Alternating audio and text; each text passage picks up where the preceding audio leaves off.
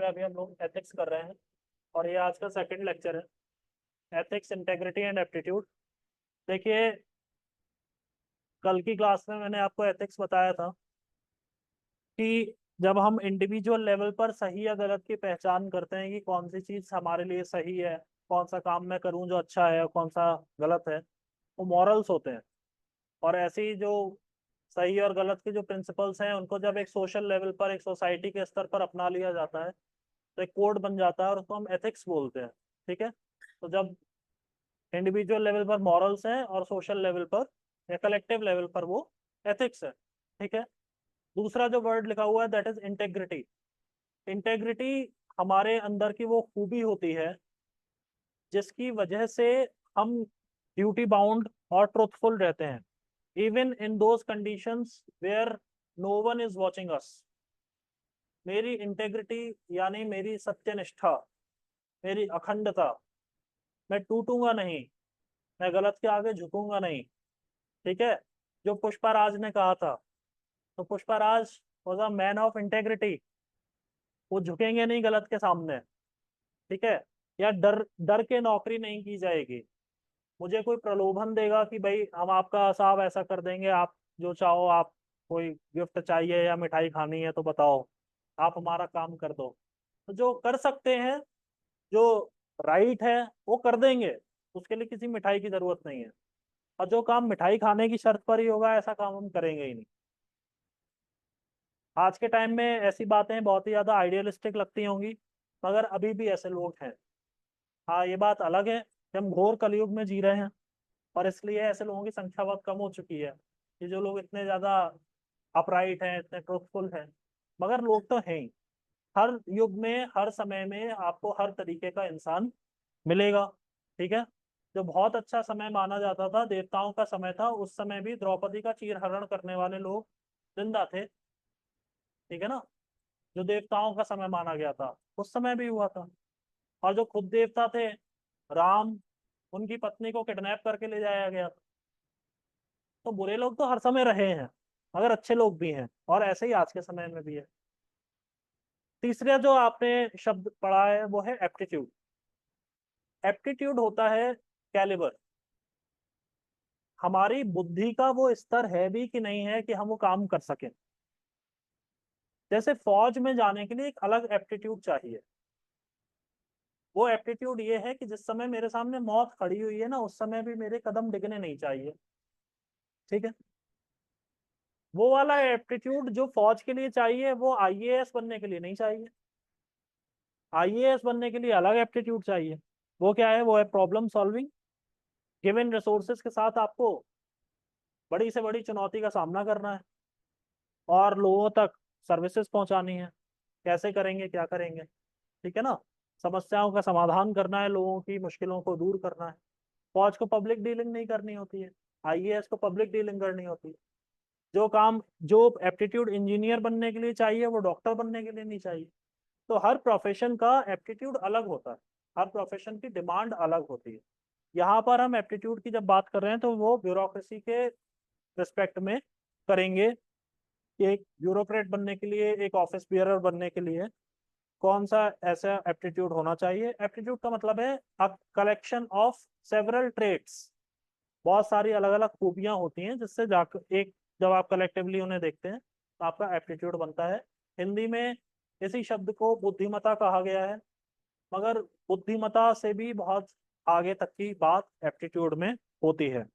ठीक है, एक शब्द होता है एटीट्यूड। तो एटीट्यूड और एप्टीट्यूड एक जैसे लगते हैं, मगर एटीट्यूड हमारा होता है परसेप्शन, और उसको हम कैसे डिस्प्ले कर रहे हैं। तो एटीट्यूड हमारे परसेप्शन बेस्ड होता है। किसी चीज को लेकर के हमारा एटीट्यूड नेगेटिव और पॉजिटिव हो सकता है, हम उसके बारे में कैसा ख्याल रखते हैं इसी से ही डिपेंड करता है कि हमारा एटीट्यूड उस चीज के प्रति कैसा होगा। मगर एप्टीट्यूड एक बिल्कुल अलग चीज होती है। ठीक है, तो हमने कल की जब क्लास कर रहे थे तो हमने उसमें एक बात लिखी थी, डिटर्मिनेंट्स या डिटर्मिनेशन ऑफ एथिक्स लिखा था ना, फैक्टर्स लिख रहे थे, जिसमें फर्स्ट था रिलीजन। मैंने आपको बताया कि रिलीजन में कुछ ऐसी बातें होती हैं, हर धर्म में कुछ ना कुछ एक ऐसी चीज होती है जिससे सही और गलत की पहचान होती है। ठीक है, अब उस धर्म में उस चीज को सही बताया गया है तो एथिकल हो जाएगा। नहीं बताया गया है तो अनएथिकल हो जाएगा। ठीक है। जैसे कुछ धर्म में जिसमें जैसे एनिमल सेक्रीफाइस है उसे अलाउ कर दिया गया है। जैसे इस्लाम में बकरीद होती है, ईद उल जुहा जिसे बोलते हैं, तो उस दिन एक बात कही गई है कि आपके नियर एंड डियर कोई चीज है आप उसको सेक्रीफाइस करिए। एक ऐसी चीज को सेक्रीफाइस करिए जिसका जाने से आपको दुख हो। इसीलिए क्या हुआ कि भाई एक हम जानवर, एक छोटा सा जानवर लाते हैं और उसे पालते हैं बड़े प्यार से, और वो थोड़े समय में हमारे घर का सदस्य जैसा बन जाता है, पेट। फिर हम उसको सेक्रीफाइस करते हैं, हमें दुख होता है। लोगों ने अब इजी वे अपना लिया है, वो बाजार जाते हैं, बकरा खरीद के लिया और उन्होंने काट दिया। वो कुछ नहीं है, जिससे आपको लगाव नहीं है उसको काट दिया आपने तो कुछ दुख नहीं हुआ, तो बेकार की बात है। ठीक है। उसको पहले पाला जाता था, और गांव देहात में अगर आप चले जाएं तो जो जो इंटीरियर एरियाज में जो मुस्लिम्स रह रहे हैं, तो अभी भी उनके यहाँ बकरे या भेड़ पाली जाती हैं, प्रॉपरली उसको केयर की जाती है, और उसे बहुत बच्चों की तरह रखा जाता है, फिर उसकी कुर्बानी होती है तो दुख होता है। वही तो असली चीज है। ठीक। और दूसरी जो बात है कि जो जैसे जो वैष्णव हैं, वैष्णव संप्रदाय से जुड़े हैं, सत्य सनातन संप्रदाय से जुड़े हुए हैं, उन क्या कहा गया कि आप किसी जीव की हत्या ही मत करें। ठीक है। उनका वो चीज अनएथिकल हो जाती है। जानवर को मारना एक जगह पर एथिकल है, एक जगह पर अनएथिकल है। घटना केवल एक ही है, जानवर को मारना। तो एथिकल और अनएथिकल किस बात पर डिसाइड हो रहा है? रिलीजियस बिलीफ से, रिलीजियस मैंडेट है। ठीक। लिखिए, in India and abroad, in India and abroad. अच्छा, ये जब सब्जेक्ट आप पढ़ रहे होंगे ना, तो ऐसी बहुत सारी चीजें आएंगी जहाँ पर आपका, आपके अंदर का फेमिनिज्म, आपके अंदर का जो स्टॉन्च रिलीजियसनेस है आपके अंदर की, वो सब ट्रिगर हो सकती है। और वो ट्रिगर किसके खिलाफ होगी? मेरे ही खिलाफ होगी, क्योंकि मैं ही बोलूंगा, मेरी बात से ही आप ट्रिगर होंगे। तो अपने गुस्से पर जरा काबू रखिएगा, और क्लास की मर्यादा बनाकर रखिएगा। मेरा तो खैर क्या ले जाएंगे, मगर बात यह है कि अगर अभी से ही ट्रिगर होने की आदत हो जाएगी तो आने वाले समय में तो, मैंने आपको बताया ना, जब आप उस कुर्सी पर बैठते हैं, आप हिंदू मुस्लिम सिख ईसाई, आदमी औरत कुछ नहीं होते हैं, आप बस होते हैं अफसर। वो जिस पोस्ट पर आप बैठे हुए हैं, बस वही आपकी एक पहचान होती है। ठीक। लिखिए, in India and abroad, ethics are determined by the religion. In India and abroad, ethics are determined by the religion in many ways. In many ways. Full stop. Actions are praised or blamed on the basis of religion. Actions are praised or blamed on the basis of religion. Full stop. Actions are praised or blamed on the basis of religion. Full stop. Next ये culture और society. Culture और society.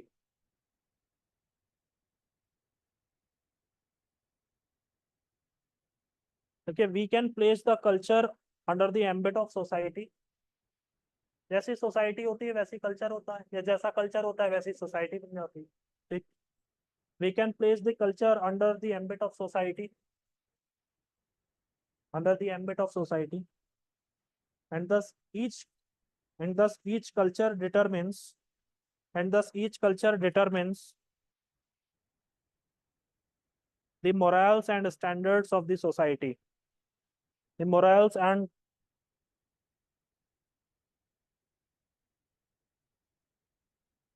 thus each culture determines the morals and standards of the society. Each society in the world, okay, each society in the world has a unique set of morals and standards. Each society in the world has a unique set of morals and standards.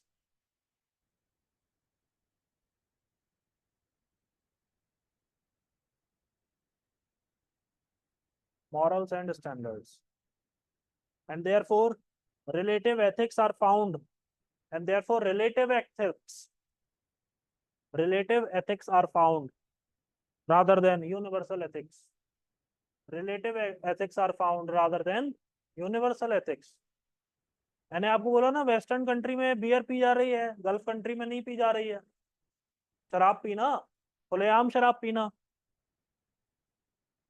तो कोई बहुत बड़ी बात नहीं है।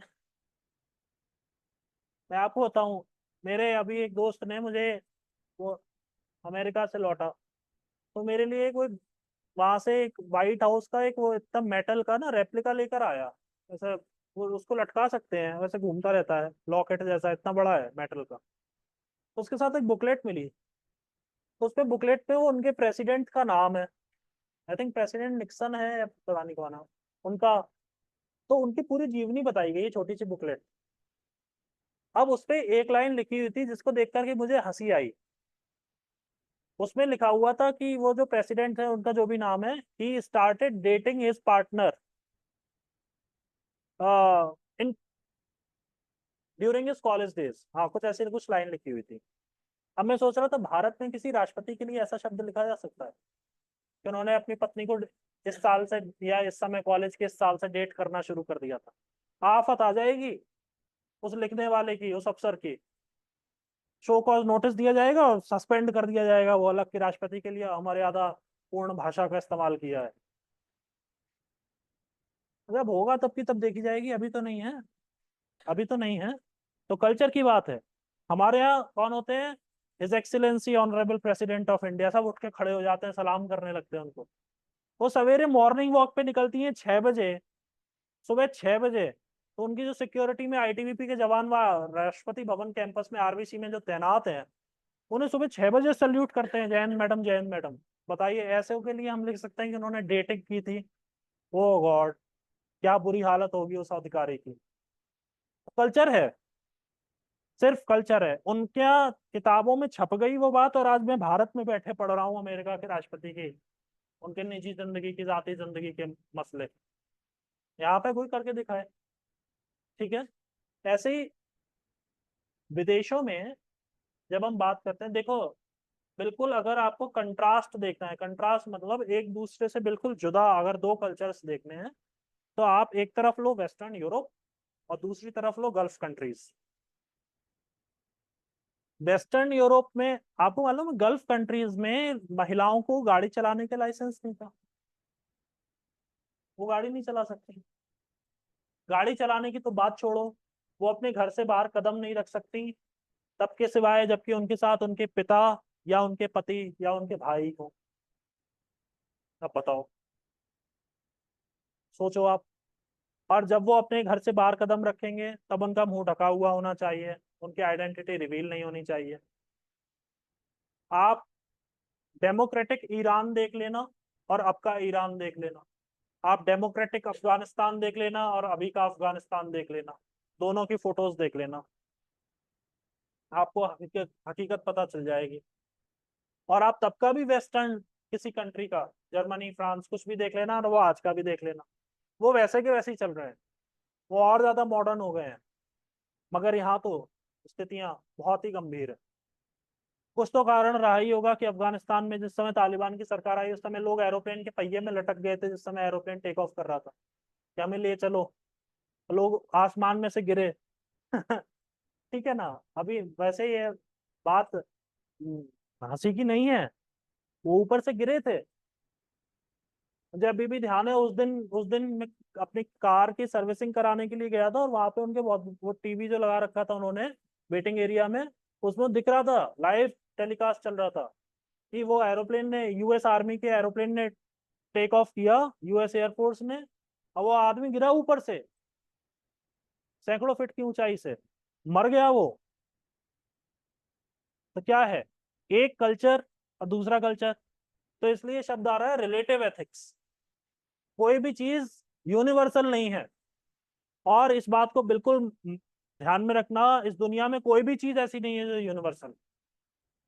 हर चीज के साथ इफ एंड बट जरूर लगता है, जरूर लगता है। कोई भी चीज यूनिवर्सल नहीं है। यूनिवर्सल तो बस वो एक परम शक्ति है जो हम सबको चला रही है। अब उसको आप नाम चाहे कुछ भी दे लो, बस वही यूनिवर्सल है, वो सब जगह है। उसके अलावा ऐसी कोई चीज नहीं है जो सब सके है। ये बात को ध्यान में रखना। आपको मालूम है हमें इतना बड़ा किसने, हमारे माता पिता ने पाल पोस के बड़ा किया है ना। एक दिन आता है जब माता पिता का साथ छूट जाता है बच्चे का, और बच्चा अपनी जिंदगी में खुद आगे बढ़ने लगता है, उसे दुख तो लगता है। मगर एक टाइम आता है कि जब वो अपनी लाइफ में इतना बिजी हो जाता है कि वो उन्हें भी मिस करना छोड़ देता है। अब उसे कभी किसी मौके पर याद आ जाएगी। हमें अपने माता पिता की भी रोज याद आना बंद हो जाती है। ये हकीकत है, ऐसा ही होता है। अब सोचो, कितनी बुरी लगी ये बात सुनने में आपको, कि सर ऐसा कैसे कह दिया आपने, इतनी रूड बात कैसे कह सकते हैं। But this is the reality. ठीक है ना। तो कोई भी चीज यूनिवर्सल नहीं है, इसीलिए शब्द इस्तेमाल किया गया है रिलेटिव एथिक्स। लिखिए example, in Gond and मदिया ethnic groups in tribal India, in Gond and मदिया, in Gond and मदिया ethnic groups in tribal India,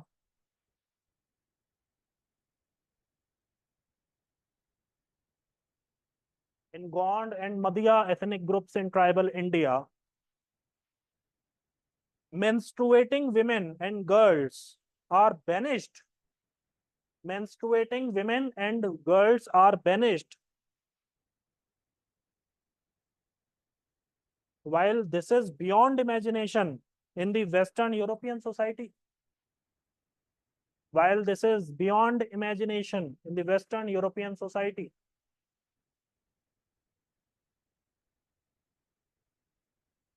ठीक है। तो जो मेंस्ट्रुएटिंग विमेन है, जिनका मासिक धर्म चल रहा है, उनको ये दो, ऐसा नाम, ये तो दो ट्राइबल उसका है। ऐसा बहुत से इंडिया में सिविलाइज्ड सोसाइटी में भी ऐसे बहुत से घर हैं जहाँ पर ये सब परंपराएं हैं कि जिन महिलाओं के पीरियड्स चल रहे हैं या उनका मासिक धर्म चल रहा है, वे किचन में ना जाएं, वो पूजा पाठ में शरीक ना हो, उन पे बहुत से रोक लगा दी जाती है। जबकि जो वेस्टर्न कंट्रीज हैं उनमें तो ये, उनको अगर आप बताओगे तो हंसेंगे। ठीक है, वो हंस ही देंगे। अब मैं ये इसमें नहीं जा रहा कि उसके साइंटिफिक उसमें क्या उसके रीजन हो सकते हैं, वो जो भी कुछ है, मैं केवल इस बात की बात यहीं तक सीमित रख रहा हूँ। तो इसको रिलेटिविज्म में कैटेगरी में रखेंगे। नेक्स्ट देखिए टाइम फैक्टर। टाइम फैक्टर,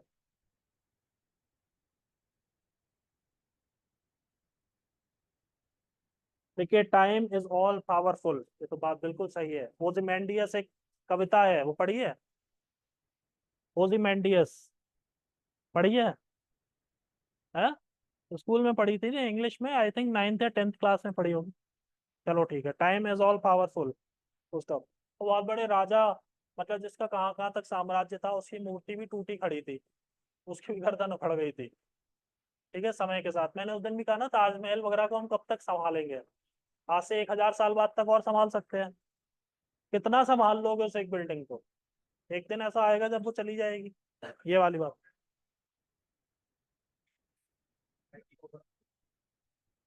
हाँ हाँ हाँ हाँ हाँ हाँ हाँ।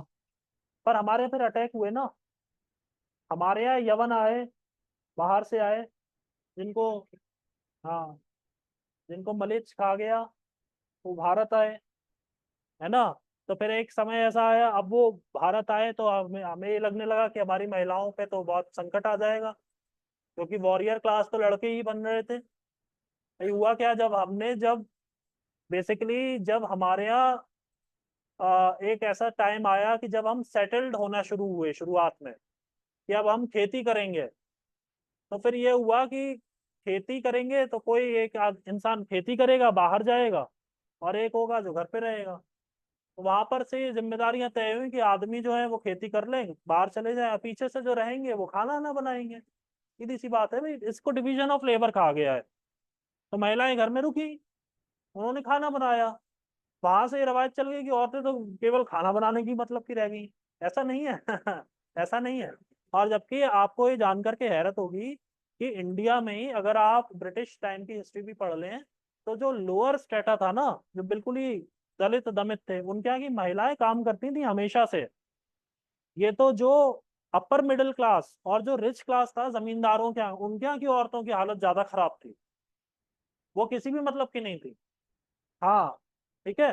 तो उसमें क्या हुआ कि भाई, अब जैसे टाइम पीरियड की जो बात कही जा रही है, अब वो पहले का जो ऋग्वैदिक काल था, उस समय में इतना कोई संकट ही नहीं था, सब लोग आर्यंस थे, सब मिलकर रह रहे थे। या उससे पहले इंडस वैली सिविलाइजेशन में भी ऐसा नहीं पता चलता कि वो पेट्रियार्कल थी या मैट्रियार्कल थी, वो तो सिविलाइजेशन थी। और बाद में फिर अटैक्स हुए ना, और गंभीर स्थितियां बनी, इसलिए औरतों ने को अपनी इज्जत आबरू बचानी थी तो वो घर में रही, फिर पर्दा होने लगा। ये बात है, और कोई कारण नहीं है। हमारे सामने जो भी सिस्टम्स चल रहे हैं ना, उसके पीछे कुछ ना कुछ उसके साइंटिफिक रीजन या कुछ वैलिड पॉइंट जरूर रहा, मगर समय के साथ हमने उस चीज को भुला दिया, और अब हम बस उसे माने जा रहे हैं पत्थर की लकीर की तरह। वो ज्यादा गड़बड़ है। देखिए, it alters everything in its due course. Time के लिए कहा गया कि time alters everything in its due course. बदलते समय के साथ हर चीज में बदलाव आता है, और आना भी चाहिए। It time is all powerful, it alters everything in its due course. Stop. देखिए, most evidently, most evidently, the time changes the way of thinking, the time changes the way of thinking और the mentality of a person, और the mentality of a person. The time changes the way of thinking और the mentality of a person. इसका एक बहुत बड़ा example हमारा अपना देहरादून है। जब आप गढ़वाल के किसी पहाड़ी जिले से देहरादून आते हैं तो आपको उसका कल्चर थोड़ा अलग लगता है, कल्चरल शॉक लगता है। इसके पीछे का रीजन जानते हैं? या यूपी के भी जो आस पड़ोस के जो जिले हैं, अपने सहारनपुर है, बिजनौर है, अमरोहा है, वहां के लोग देहरादून को बहुत ही आधुनिक मानते हैं। ऐसा क्यों है? देखो, देहरादून का जो ओरिजिन हुआ है, वो हुआ है श्री गुरु राम राय से, जिन्होंने डेरा बनाया था इस दून में। तो एक तो वो कल्चर आया, ठीक है। दूसरा, अगर आप कभी रेस कोर्स जाएंगे तो आपको वहाँ पे सिख पॉपुलेशन, पंजाबी पॉपुलेशन ज्यादा मिलती है रेस कोर्स में, ठीक है ना। तो रेस कोर्स का एरिया, वो यहाँ पे पंजाबी कल्चर आया जो गढ़वाल में बिल्कुल मिसिंग है, ऊपर आपको नहीं मिलेगा पहाड़ों में। इसके साथ यहाँ पे सर्वे ऑफ इंडिया का हेडक्वार्टर, जिसमें देश भर से लोग आए, और सर्वे की कॉलोनी बनी दो, एक सर्वे चौक पर और एक हाथीगढ़ कला में। उससे यहाँ का जो सोसाइटी में बहुत इम्पेक्ट पड़ा। इसके अलावा ओएनजीसी, देश भर से लोग आए। हमारे यहाँ दो ऑर्डिनेंस फैक्ट्रीज हैं, ठीक है। फौज है, 3 कैंट है, ठीक है। एफआरआई है। एफआरआई में उतना ट्रांसफर पोस्टिंग नहीं है, मैं उनकी बात कर रहा हूँ जहाँ पे लोग बहुत ज्यादा स्टाफ है, बहुत ज्यादा ट्रांसफर पोस्टिंग्स हैं। तो जब बाहर से लोग आते हैं, दूसरे दूसरे इलाकों से लोग आते हैं, तो उनके साथ आता है उनकी डाइटरी प्रैक्टिसेस, उनके रिलीजियस बिलीफ्स, उनकी मेंटालिटी, उनकी भाषाएं, उनका पहनने ओढ़ने के तरीके, उनके बात करने के तरीके, और तमाम उनकी जो भी ट्रेडिशन है, रवायतें हैं, वो सब उनके साथ आती हैं। इसलिए यहाँ का एक इतना ओपन कल्चर बना देहरादून का। जितना देहरादून का उतना नैनीताल का नहीं है, जबकि नैनीताल में टूरिस्ट ज्यादा आ रहे हैं, है ना। तो इसलिए, क्योंकि जो लोग यहाँ रह रहे हैं, जो यहाँ के रहवासी हैं, वो कितने वेरीड हैं, वो कितने डाइवर्स हैं, इस बात से पता चलता है। देखिए, the time changes the way of thinking और the mentality of a person. अब जब बाहर के लोग नए आएंगे तो हम उनको देख देख के उनसे भी कुछ सीखेंगे, ठीक है। अब जैसे आपको देहरादून में बहुत आराम से साउथ इंडियन खाना मिल जाएगा, यहाँ पे वेस्टर्न इंडियन डिशेस भी मिल जाएंगी। अब तो तमाम यहाँ पे ईटरीज और रेस्टोरेंट्स खुल गए हैं। उडुपी ने यहाँ पे 2-3, मेरे ख्याल में 3-4 आउटलेट्स अपने खोल दिए। इसका मतलब डिमांड है ना। तब तो फिर गढ़वाल में मिलेंगे क्या आपको ऊपर? नहीं मिलेंगे। सिंपल इडली डोसा का वैसे ही कोई स्टॉल मिल जाए तो बहुत बड़ी बात हो जाएगी। तो डिमांड नहीं है, लोग खाते ही नहीं है, उनके उनके टेस्ट में ही नहीं है वो सब चीजें। ये वाली बात है। देखिए, in the way of thinking और the mentality of a person, full stop. Example, इसमें एग्जाम्पल बड़ा बढ़िया दिया है। Earlier Indian parents were uncomfortable, earlier Indian parents were uncomfortable with the love marriage of their children. Earlier, Indian parents were uncomfortable with the love marriage of their children. वो शादी करवाते ही नहीं थे। वो यहाँ तक कह देते थे, बेटा तुम हमारे लिए मर गए, अब मत आना हमें देखने कभी भी। अरे यार ये तो हद हो गई है ना। लड़का लड़की शादी करना चाह रहे हैं, वो कह रहे तुम मर गए। शादी की शुरुआत मरने से हो रही है। देखिए, but now we can see a paradigm shift. Now we can see a paradigm shift. अब तो 10 में से 6 शादियां लव मैरिज ही हो रही हैं। Paradigm shift. लव मैरिज में बढ़ोतरी होने का क्या कारण आप मानते हैं? मुझे वैलिड रीजन दीजिएगा, हवाबाजी मत करना। सोशोलॉजी के दृष्टि से, सोशोलॉजी के सेंस में लव मैरिज कॉम्प्रोमाइज है। अच्छा, ठीक है। नहीं, लव मैरिज में ज्यादा वैसे हो जाता है कॉम्प्रोमाइज। सोचो, सोचो। Influence of western media, western culture.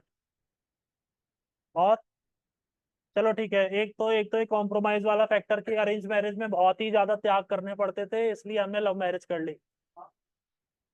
दूसरा हो गया सोशल मीडिया या वेस्टर्न कल्चर देख लिया हमने, न्यूज सुन ली, रेडियो सेलोन सुन लिया, तो हमें लव मैरिज करने का ख्याल आया। और तीसरी बात,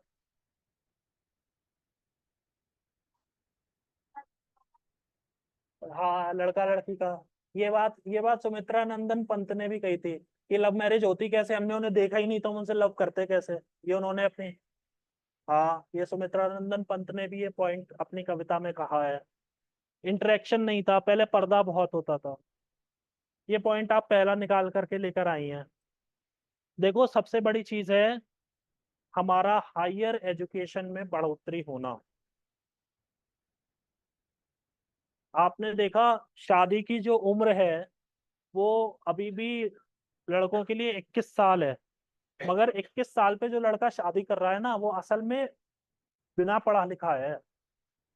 उसने अपनी पढ़ाई लिखाई में बिल्कुल ही ध्यान नहीं दिया, वो किसी मतलब का नहीं मिला, इसलिए उसको 21 साल में उसके पिताजी ने पकड़ा के कि बेटा तुम शादी ही कर लो अब। ठीक है, 30 साल तक भी आ जाए ना। क्या? बोलिए ना, बोलिए बोलिए, ऐसा कोई बात। हाँ, इकोनॉमिक इंडिपेंडेंस है। जब आप पढ़ते हैं, जब आप हायर एजुकेशन में जाते हैं, तो आप अपने ऊपर पैसा इन्वेस्ट कर रहे हैं। अब आपने केवल पैसा कमाने के लिए नहीं इतनी पढ़ाई की है, आपने इसलिए भी पढ़ाई की है ताकि आप कुछ कंट्रीब्यूट कर सकें सोसाइटी में।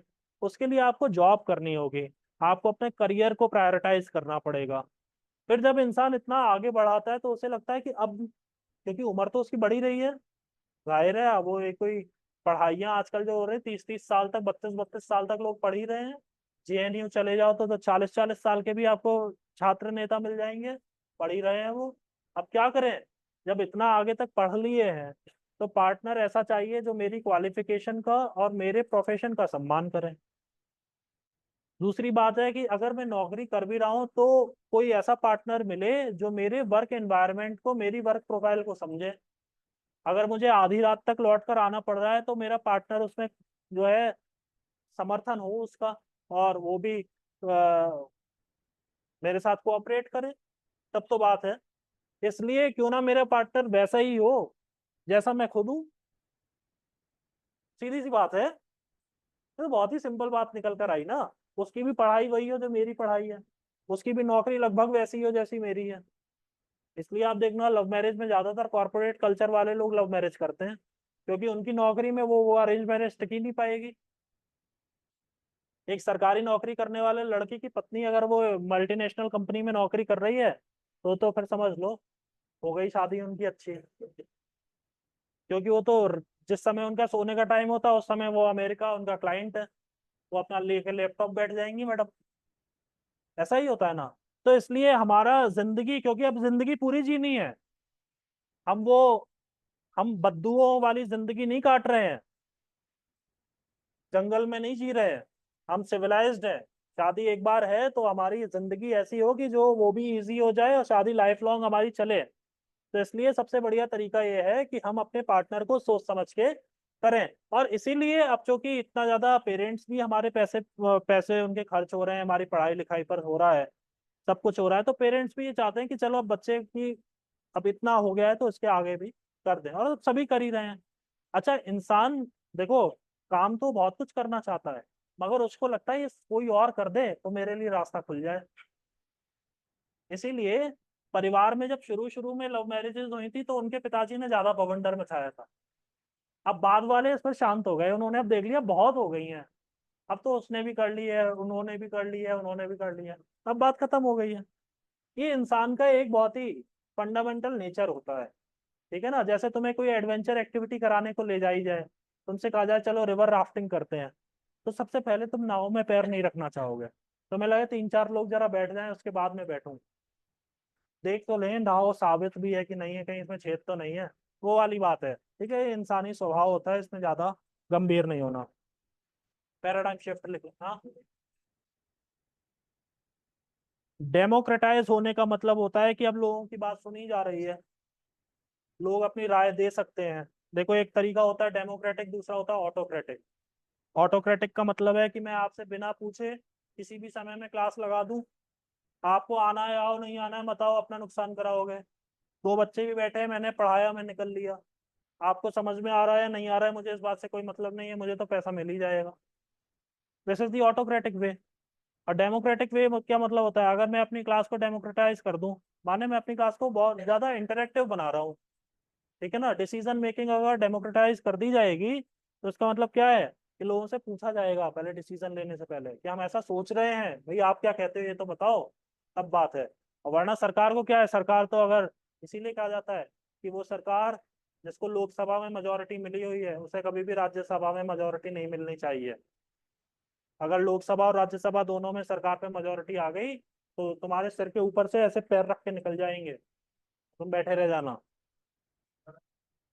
अब नाम मत लो यार, अब लोग चले गए छोड़ के हमको, अब हम क्यों उन्हें बुरे अर्थों में याद करें। रहने दो, जाने दो, लिखो नॉलेज, लिखो नॉलेज। कोशिश हमें ये करनी चाहिए कि जो अब हमारे बीच नहीं है हम उन्हें अच्छे अर्थों में याद करें, अगर याद कर ही रहे हैं तो, वरना करो ही मत, बात ही खत्म करो। नॉलेज लिखो, knowledge. Knowledge helps in finding out the demerits of,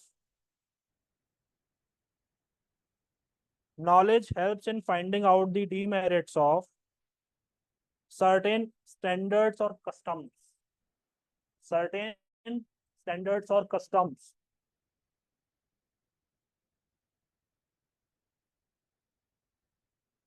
Sanskrit में एक बड़ा अच्छा श्लोक है, यस्तु संचरते देशान, यस्तु सेवेत पंडितान। दो बातें कही गई हैं।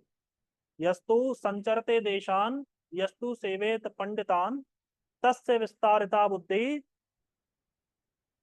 अ, बिंदु तैल रिवाम्बसी। ये बात कही गई कि जो इंसान ट्रेवल करता है, यस्तु संचरते देशान, जो देश में घूमता है, संचरण करता है, यस्तु सेवेत पंडितान, जो ज्ञानियों का संग करता है, जो ज्ञानियों की सेवा करता है, मतलब उनके साथ समय बिताता है, उनसे जानता है, उनकी सेवा करता है, तस्य विस्तारिता बुद्धि, उसकी बुद्धि ऐसा विस्तार लेती है, बिंदु तैल रिवाम्बसी, जैसे जल में तेल की एक बूंद डाल दें तो वो ऐसे फैल जाती है, ऐसे आपकी बुद्धि का विस्तार होता है, जैसे उस तेल की एक बूंद का विस्तार हुआ है केवल दो काम करने से। घूमो, सोलो ट्रेवलिंग करो, अकेले घूमो, ये झुंड में घूमने की आदत छोड़ो, पशु पक्षियों की तरह अकेले घूमो। ठीक है। और दूसरा है अच्छे लोगों का संग करो, जो नॉलेजेबल लोग हैं उनसे बात करो, उनसे जानो, उन्होंने क्या सीखा है आज तक, कोई एक्सपर्ट है उससे उसके उसकी फील्ड में बात करो, थोड़ा इंटरेक्शन करो, तो आपको देखना आपको बुद्धि मिलेगी। नॉलेज ही तो होती है, जब आप अकेले ट्रैवल करते हो तो आपको रिजर्वेशन कराने की नॉलेज आ जाएगी, आपको आप ट्रेन से या फ्लाइट से जा रहे हो तो आपको उसका कल्चर समझ में आ जाएगा। आप जिस जगह पर जा रहे हो, अब आपको एक खाना भी खाना है, चाय भी पीनी है, तो आपको खुद ही बात करनी पड़ेगी। झुंड में जाओगे तो क्या है, कोई ना कोई एक इंसान ऑर्डर दे देगा, तुम चुपचाप बैठे हुए हो अपने टेबल पर, लो खाना भी आ गया चाय भी आ गई, तो तुमने क्या किया, अब तुम घूम फिर के वापस चले आए अपने। इसीलिए बहुत सी बार होता है कि जो जो लोग होते हैं ना ज्यादा ट्रैवल करते हैं, उन्हें यही नहीं मालूम होता, जो उसमें ग्रुप्स में घूमते हैं, वो कौन सी ट्रेन से गए थे, उनको ट्रेन का नाम ही नहीं पता, वो घूम आए, उन्होंने 1500-3000 किलोमीटर की यात्रा कर ली, उनको ट्रेन का नाम ही नहीं पता जिसमें वो बैठे हुए थे अंदर। वो कितने बजे ट्रेन में चढ़े थे उन्हें मालूम ही नहीं। सबने उठाया, चल चल चल, वो चल दिए, स्टेशन पहुंचे, ट्रेन में बैठ गए। उन्होंने टाइम देखना जरूरी नहीं समझा। इसलिए नॉलेज नॉलेज के पीछे भागना चाहिए। अपने अपने जितना आप सीख सकते होगे उतना सीखोगे तो आपको पता चले। देखो, जब जब नॉलेज क्या है ना, एक समझ लो ठंडी हवा का झोंका है किसी बंद कमरे में। जब वो नॉलेज आती है तो आपके अंदर की जितनी जो जो गंदगी है वो बाहर निकलती है। आपकी जितने पेरोकियल माइंडसेट होगा, जितना संकीर्ण सोच होगी, वो सब आपको गलत दिशा में लेकर के जाएगी। और जितना आप ओपन माइंडेड होंगे उतना ही आप लोगों को समझने की कोशिश करेंगे। इसीलिए कहा जाता है ना, जैसे क्या होता है, जो जंगली स्वभाव के होते हैं उनसे किसी ने कुछ उल्टा कह दिया, वो वहीं के वहीं लड़ने लगे कि आज मैं तुम्हें सबक सिखाता हूँ। अब वही एक इंसान होता है, थोड़ा पढ़ा लिखा होता है, धीर गंभीर होता है, वो समझता है कि अरे ये थोड़ा मुझे चैलेंज लग रहा है, हो सकता है इसकी स्थिति ठीक नहीं है होगी, इसको चलो वो इग्नोर कर देते हैं। मैं ये नहीं कह रहा वो कायर है, मगर वो हर समय लड़ने के लिए तत्पर नहीं है जंगलियों की तरह। जंगली नहीं बनना है। नॉलेज का काम है सिविलाइज्ड बनना।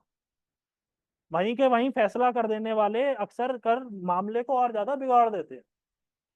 थोड़ा पीसफुल बनना चाहिए, थोड़ा ओपन माइंडेड बनना चाहिए, लोगों की बात समझनी चाहिए, नए विचारों को आने देना चाहिए।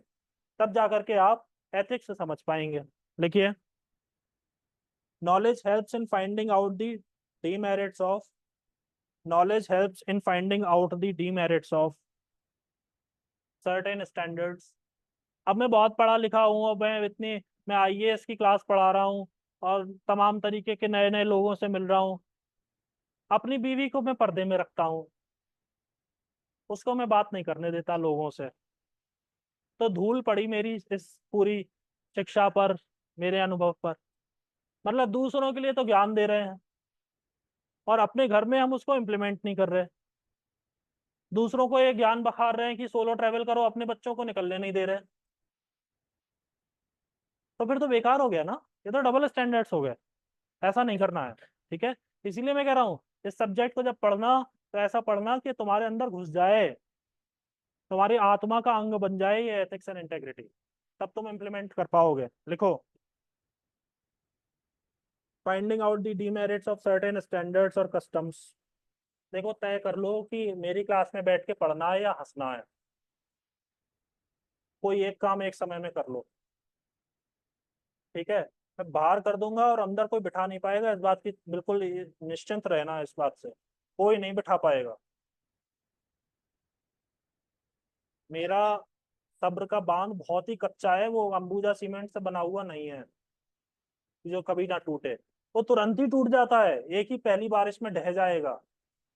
अब फिर तुम समझ लेना। इसलिए मुझे मौका मत दो, तुम लोग बच्चे नहीं हो, सब मर्द बन गए हो। मगर मुझे अपनी मर्दानगी मत दिखाओ, इतना जान लो। मैं तुमसे कुछ कह दूंगा, तुम्हारा फिर मर्दानगी आहत हो जाएगी कि हमसे ऐसे कह दिया। चलो देखो, मेरी बात दिल पे मत लगाना, दिमाग में लगाना। और दिल पे भी लगा लोगे तो मेरा क्या करोगे, वो बात है। देखो, देखो तुम्हें ऐसा लगता है मेरी क्लास में आने में तुम्हारी कुछ मुश्किल है, तुम ऑनलाइन कर सकते हो, ऐसा कुछ नहीं बड़ी बात है। अगर कुछ और ज्यादा पैसा देना हो मैं दे दूंगा, कोई चिंता नहीं। पर मुझे चाहिए मानसिक शांति। देखो, मैं झेल नहीं पाता हूँ इस वक्त को, कि मेरी आंखों के सामने बैठ कर के देखो, मैं भाषण देने नहीं आया हूँ या पढ़ाने आया हूँ। मुझे भी मेरे आउटपुट की अकाउंटेबिलिटी है। तुमसे कल को सवाल पूछ लिया जाए, तुम जवाब नहीं दे पाओगे, सवाल मुझसे किया जाएगा आप क्या कर रहे थे बताइए। तुम सेलेक्ट नहीं होगे, उससे फिर इम्पेक्ट पड़ेगा मेरे ऊपर कि ऐसा पढ़ाया बच्चों को आते ही नहीं है। ठीक है ना। मैं ये मत सोचो मैं पीएम की तरह रैली करने आया हूँ, वोट तो मिल ही जाएंगे, वो वाला हिसाब नहीं है। सस्टेनेबिलिटी दोनों तरफ से होती है। लिखो, नॉलेज में लिख रहे हैं, without knowledge one would be stuck in age old beliefs. Without knowledge, one would be stuck in age-old beliefs.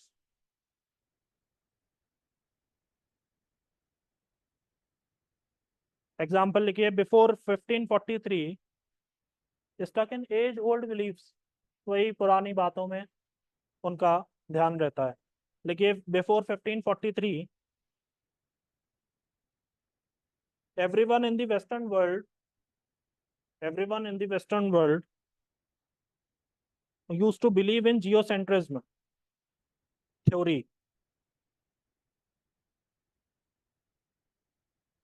हाँ, Copernicus. World used to believe in geocentrism theory, that is plan planets all planets and the sun revolve around the earth. ये पृथ्वी बीच में है, बाकी सब घूम रहे। अरे भाई, ऐसा भी विश्वास था कि ये जो समुद्र में पैर रखेंगे तो उसके आगे धरती खत्म हो जाएगी। ये अपने इंडिया में विश्वास था। सैनिक विदेश नहीं जाना चाह रहे थे, वो बोले इसके आगे वो खत्म हो जाएगी, हम गिर जाएंगे नीचे। अरे तुम कहाँ गिरोगे? हाँ, वो तो अलग बात है। वो तो बहुत बात का कॉन्सेप्ट आया। ये भी एक कॉन्सेप्ट था कि अगर आप समुद्र की यात्रा करके दूसरी धरती पे चले जाएंगे तो आपका धर्म जाति भ्रष्ट हो जाएगा। ये भी एक अनोखी बात सुनने में आई। ऐसे तो जो इंडियन फॉरेन सर्विस वाले हैं उनका तो धर्म और जाति तो ऐसी भ्रष्ट हो चुकी होगी अब तक में। कितने देशों में घूम लिए वो बेचारे नौकरी के सिलसिले में। मगर मुझे तो हंसी ये सुनकर आई कि समुद्र के आगे दम है तो वो गिरेंगे, नीचे गिरेंगे। ठीक है, जैसा भी जो हो। लिखिए जियोसेंट्रिज्म, लिखिए that is all planets and the sun revolve around the earth. Stop. In 1543 Nicholas Copernicus came with the concept of heliocentrism.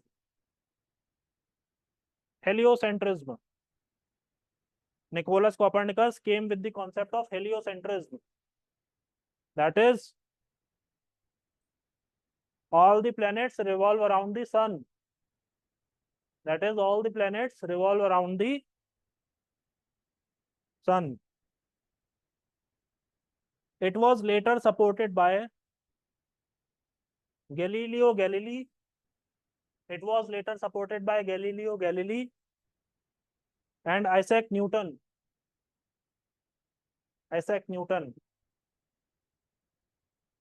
Next के लॉ। आइजैक न्यूटन से पंडित नेहरू की मुलाकात हुई थी, आपको पता है ये चीज? हाँ, लिखिए लॉ।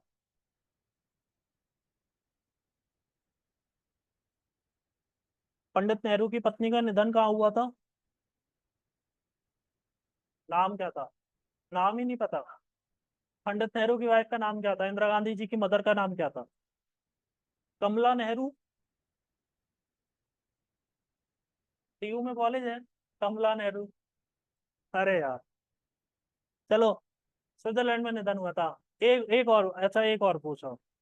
तुमको मैं एक बात बताऊं, टीयू में जितने कॉलेजेस है ना, उनकी उनकी एक लिस्ट देख लेना, इंटरनेट पे बहुत इजीली अवेलेबल होगी। डीयू की ऑफिशियल वेबसाइट पे उनके एफिलिएट कॉलेजेस की लिस्ट मिल जाएगी। उसमें तुम देखना तो तुम्हें कम से कम 10-15 बात लोगों के बारे में पता चलेगा। एक है दुर्गाबाई देशमुख। नाम सुना है दुर्गाबाई देशमुख? दुर्गाबाई देशमुख कौन थी? बताओ, कौन से स्टेट से आती थी? महाराष्ट्र से आती थी। फेमिनिस्ट थी दुर्गाबाई देशमुख। महिलाओं के अधिकारों के लिए उन्होंने काम किया, दुर्गाबाई देशमुख। उनकी शादी हुई थी सीडी देशमुख से। और सीडी देशमुख कौन थे? First Indian RBI governor. First governor थे Osborne Smith. First Indian governor of RBI was CD Deshmukh. उनकी पत्नी थी दुर्गाबाई देशमुख, जिनके नाम से दिल्ली यूनिवर्सिटी में कॉलेज भी है। ठीक है, सत्या निकेतन वाला एरिया है।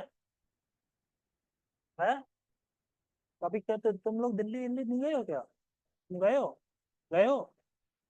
वहीं था रूम तुम्हारा? अच्छा अच्छा, चलो लिखो लॉ, लिखो law. In the ancient and medieval periods तुम क्या दोबारा लिख रहे हो क्या? पूरा लिखोगे? एड ऑन कर रहे हो? एड ऑन भी हो रहा है क्या? मुझे नहीं मालूम। मैंने तो पिछली बार भी यही पढ़ाया था। चलो अच्छा ठीक है। लिख लो लिख लो। In the ancient and medieval periods, पूरा मत लिखना, बस वंश नाम है ना तुम्हारा, अंश नाम, अंश, ठीक है। Medieval periods comma, religion formed important basis of religion formed important basis of setting ethical standards, important basis of setting ethical standards, full stop. In the present times, in the present times, laws which determine the people's representation, in the present times, laws which determine the people's representation, laws which determine the people's representation forms the basis of setting ethical standards, forms the basis of setting ethical standards. जैसे अभी UP सरकार ने एक order ये दिया कि कांवड़ यात्रा root में जितने भी लोग हॉकर्स हैं, वेंडर्स हैं और शॉप ओनर्स हैं, वो लोग अपना असली नाम लिखेंगे, मेंशन करेंगे बोर्ड पर, ठीक है। ये बोला गया, सुप्रीम कोर्ट ने उस पर रोक लगा दी है अभी फिलहाल के लिए। उन्होंने कहा हम सुनवाई करेंगे और हम इसको देखेंगे कि कितना सही है कितना गलत है, ठीक है।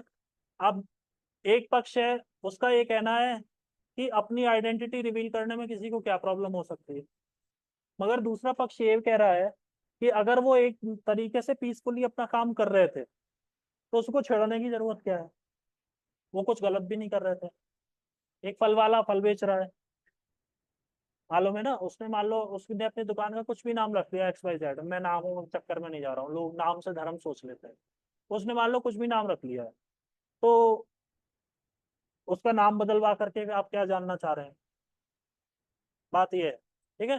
तो दोनों लोग अपने अपने अपनी अपनी जगह पर सही हैं, मैं किसी को ये नहीं कह सकता कि गलत विचार है, किसी का भी गलत नहीं है, दोनों का अपनी अपनी जगह पे बिल्कुल सही है।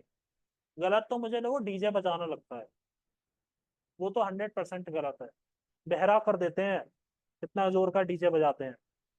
एक बार हम लोग जाम में फंस गए थे और उनके पीछे ही पीछे, बिल्कुल पीछे, और उन्होंने ट्रक में इतने सारे डीजे लगा रखे, वो लगा रखे थे, और वो जो बूम होता है ना, बूम उसमें जो जो है ना, तो वो तो हमारी गाड़ी ऐसा हम लोग से, वो बहुत टेंशन होती है भाई उससे, उससे आपके दिमाग में अंदर वाइब्रेशन हो रहा होता है।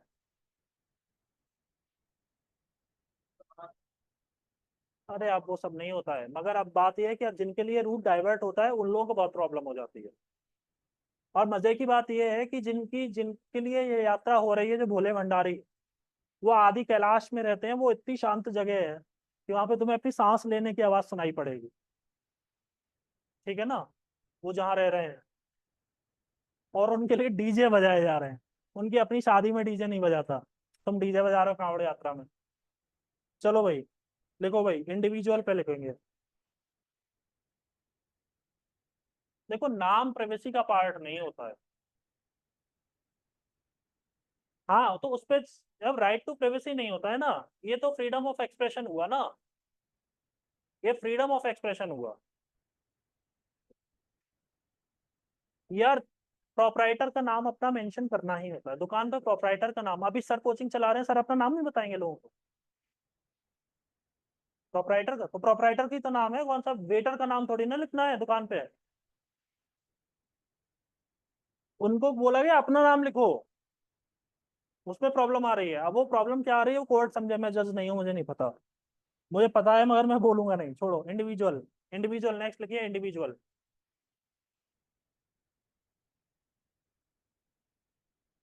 देखो हमारे देश के जो नेता है ना, वो इतने महान हैं, उन्होंने इतनी गहरी खाई खोद रखी है कि उसको भर पाना इतना आसान नहीं है, इतना आसान नहीं है। मैंने पहले ही बोला ना, आपको फ्रेंच बोलनी नहीं आती, मैं आपसे कहूँ अरे आपको फ्रेंच भी नहीं आती क्या, तो आप हंस देंगे, सर मुझे फ्रेंच नहीं आती तो इसमें क्या, इतनी क्या बड़ी बात है। अगर वही मैं आपसे हंस के कहूँ आपको, अरे आपको इंग्लिश भी नहीं आती, तो आप एकदम से, आपको बहुत बुरा लग जाएगा, आपको लगेगा जैसे मैंने आपकी पूरी काबिलियत पर प्रश्न चिन्ह लगा दिया है ऐसे। क्यों? ये हमारे नेता हैं जिन्होंने ऐसा किया है, ठीक है। मुझे बांग्ला बोलनी नहीं आती, मुझे उड़िया बोलनी नहीं आती, मुझे गुजराती बोलनी नहीं आती, मुझे उतनी प्रॉब्लम नहीं है। जब बात आती है मुझे तमिल बोलनी नहीं आती तो विषय थोड़ा गंभीर हो जाता है। ये हमारे नेता हैं, सब महान हैं, एक से बढ़कर एक है। ठीक है। तो कुछ विषय हैं उसमें जब इंसान से कहा जाता है ना तुम अपना नाम बताओ, तो फिर प्रॉब्लम आती है। उसमें कम्युनिटी की प्रॉब्लम नहीं है, प्रॉब्लम है वो कम्युनिटी तो खुद बोलती भी नहीं है उतना, इतना नेता बोलने का शुरू हो जाते हैं।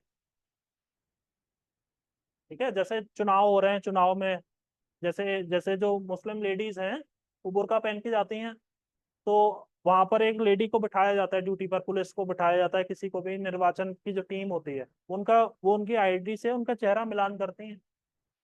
और हर 5वें साल पर किसी ना किसी बूथ पर झगड़ा होता है इस बात पे, हम क्या हमारा बुर्का उतरवा, बुर्का नहीं उतरवा रहे हैं, एक लेडी को तैनात किया गया है, वो बस आपका चेहरा मिलान करेंगे और उसके बाद आप जाइए वोट डालिए। ये सिंपल सा प्रोसीजर है, मगर उसको प्रॉब्लम कर देते हैं। इतनी बात एयरपोर्ट पर नहीं बोलेंगे क्योंकि उस सब में तो फ्लाइट छूट जाएगी, गया 20 से 25 हजार रुपया उनका। मैंने यहाँ फ्री का है तो यहाँ लड़ लो झगड़ा लो, शाम तक तो वोट डल ही जाएगा, वो वाली बात है। ठीक है, लिखो, इंडिविजुअल में लिखो, all the above mentioned, all the above mentioned determinants, all the above mentioned determinants are somehow determined by the human himself or herself, are somehow determined by the human himself or herself.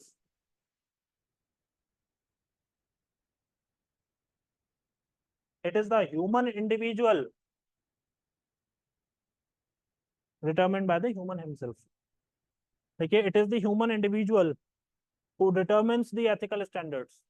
It is the human individual who determines the ethical standards. ठीक है ना। ये किसने तय किया कि लड़के तो जो मर्जी आए कपड़े पहन ले मगर लड़कियां छोटे कपड़े नहीं पहनेंगी? ये कौन से देवता ने बताया? सोसाइटी ने बताया। सोसाइटी किससे बनी हुई है? ठीक है। वो हुआ था, एक हरियाणा में खाप पंचायत बैठी थी, उसमें कहा था लड़कियां फोन पे बात नहीं करेंगी क्योंकि बिगड़ रही हैं। तो ये भी तो जानो कि लड़कियां फोन पे जो बिगड़ रही हैं तो किससे बात कर रही हैं? लड़कों से। उन पे तुम रोक नहीं लगाओगे। एक राज्य के मुख्यमंत्री ने, अब वो नहीं है, अब मैं उनका नाम नहीं लूंगा, वो होते तो मैं उनका नाम ले लेता। एक राज्य के मुख्यमंत्री ने, पूर्व मुख्यमंत्री ने, उन्होंने यहां तक कह दिया रेप करने वाले लड़कों के लिए कि ये तो गलती हो जाती है, गलती हो जाती है, कोई बात नहीं। अब सोचो आप, कितने गजब गजब लोग हैं। मैंने कल आपको एक डीएम का एग्जांपल दिया था कल की क्लास में, आज मैंने सीएम का एग्जांपल दिया, हो सकता है आने वाले टाइम में मैं किसी पीएम का भी एग्जांपल दे दूं आपको। क्योंकि हर जगह पर जो लोग बैठे हुए हैं, बात है सोच की। देखो, आपकी मेरिट है तो आप कोई भी पोस्ट अक्वायर कर सकते हो, वो तो अलग बात है। किसी भी पोस्ट पर बैठना उतना कठिन नहीं है, मगर उस पोस्ट की गरिमा बनाकर रखना वो बहुत कठिन है। जैसे गवर्नर होकर के राजनीति ना करना, ये बहुत कठिन है। आप पूरे दिन राजनेताओं के बीच में रहते हैं मगर आपको राजनीति नहीं करनी। राष्ट्रपति होकर राजनीति राजनीति नहीं करनी, ये तो बहुत कठिन काम है। राष्ट्रपति बनना उतना कठिन नहीं है। पीएम का और रूलिंग पार्टी का समर्थन है तो आप राष्ट्रपति हो जाओगे, वो अभी उठा के तुम्हें बना दे राष्ट्रपति नागला देश का, कोई बड़ी बात नहीं है। मगर जब तुम वहां बैठे होंगे तब फिर राजनीति न करना तुम्हारे लिए बहुत कठिन हो जाएगा। इसीलिए एथिक्स काम आते हैं। हमारे यहाँ एक एथिक्स ये है कि कॉन्स्टिट्यूशनल पोस्ट पर बैठने वाले लोग पॉलिटिक्स की बात नहीं करेंगे, ये हमारे यहाँ का एथिकल कंडक्ट माना गया है। कहते हैं राज्यपाल को राजनीति की बात नहीं करनी चाहिए, राज्यपाल एक सेरेमोनियल पोस्ट है, ये एथिक्स है कि उनको राजनीति नहीं करनी है। अब वो करेंगे तो प्रॉब्लम हो जाएगी। बंगाल में यहाँ तक हुआ कि अभी जो प्रेजेंट जो अपने वाइस प्रेसिडेंट जी हैं जगदीप धनखड़, ये जब बंगाल में गवर्नर थे, ये पॉलिटिक्स में बहुत इंटरेस्ट ले रहे थे। वहां पे स्टूडेंट यूनियन के बच्चों ने इन्हें कॉलेज के कमरे में बंद कर दिया और छोड़ा ही नहीं। बाहर से पुलिस खटखटाती रही कि अरे निकालो राज्यपाल जी को बाहर, तो नहीं जाने दिया। अब हो गए, मर्यादा रहेगी सारी। ये अच्छा लगा सुन के कि राज्यपाल को कमरे में बंद कर दिया, कुछ सोचो ना। इसलिए एथिक्स बहुत बड़ी चीज है। मैंने कहा आपकी मोरालिटी एक बार को टूट जाए कोई प्रॉब्लम नहीं है, वो बात तुम्हारी तक है, तुम्हारे और भगवान के बीच की बात है। जैसे मैंने मान लो कभी नॉन, वैसे मैंने नहीं खाया, मैं कह रहा हूँ मैंने नॉन वेज खा लिया गलती से, और मैंने ये बात किसी को नहीं बताई। तो ये बात है जो मेरे साथ ही चली जाएगी। मैं जानता हूँ, भगवान जानते हैं, और भगवान ये जानते हैं कि मैंने जानबूझ कर नहीं खाया, मैंने ऑर्डर प्लेस नहीं किया था KFC पर, मगर मैंने गलती से खा लिया है, वो मेरे साथ है। मगर किसी दिन मैं एथिक्स ब्रेक करूंगा ना सोसाइटी के, उस दिन वो बात मेरे तक नहीं रहेगी, वो पूरे समाज को पता चल जाएगी। इसको समझना चाहिए, ठीक है। लिखो। आई थिंक मेरी बात सबको क्लियर हो रही होगी, और आप जो लिख रहे हैं वो भी आपके दिमाग में जा रहा होगा, ठीक है। इसीलिए मैंने ये जो कंटेंट तैयार किया है ये भी थोड़ा अपनी भाषा में लिखा है, किताबी भाषा में नहीं लिखा है। क्योंकि किताब में क्या करते हैं, यूजुअली जो राइटर्स होते हैं वो उतनी मेहनत खुद करते नहीं है, वो भी कहीं ना कहीं फॉरेन राइटर्स, बहुत महंगे महंगे राइटर्स की किताबें होती हैं जहाँ तक आम बच्चे की रीच नहीं होती है, उन किताबों से कंटेंट उठा करके चस्पा कर दिया जाता है। चस्पा समझते हैं ना छोड़ो, नहीं समझते हैं तो बहुत अच्छी बात है। मगर किताबें ऐसी छप रही हैं यूजुअली, ज्यादातर। लिखिए।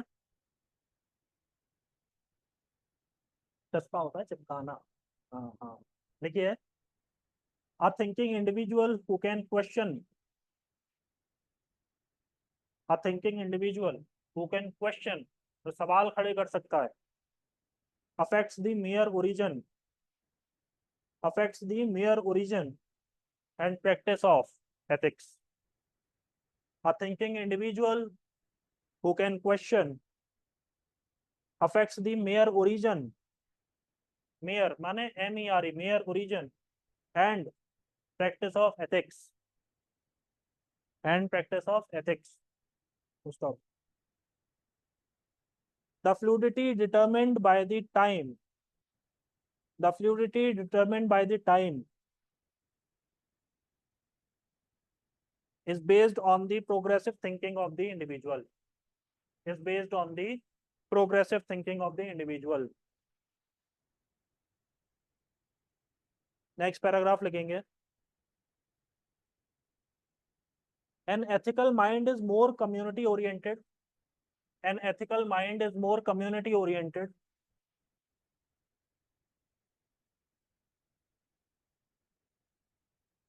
Full stop. Ethical mind is more community oriented. समाज क्या सोचेगा? Full stop. Ethical mind is not equivalent to a respectful mind. Ethical mind is not. Ethical mind is not equivalent to a respectful mind. Full stop. It is not necessary. It is not necessary that one who is ethical, that one who is ethical is respected also, is respected also.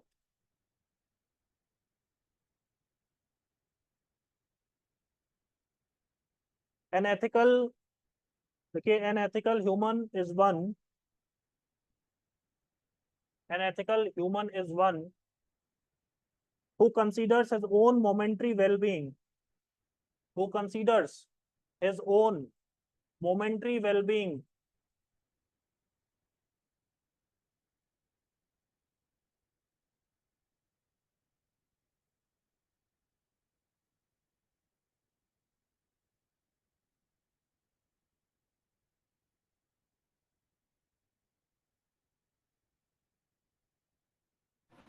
सर्वोइस सर्वोइस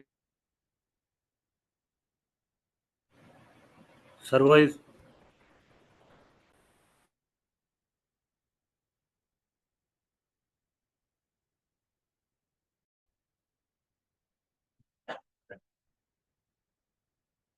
an ethical human is one who considers his own momentary well-being, his own momentary well-being less important than the broader mission he has endorsed, less important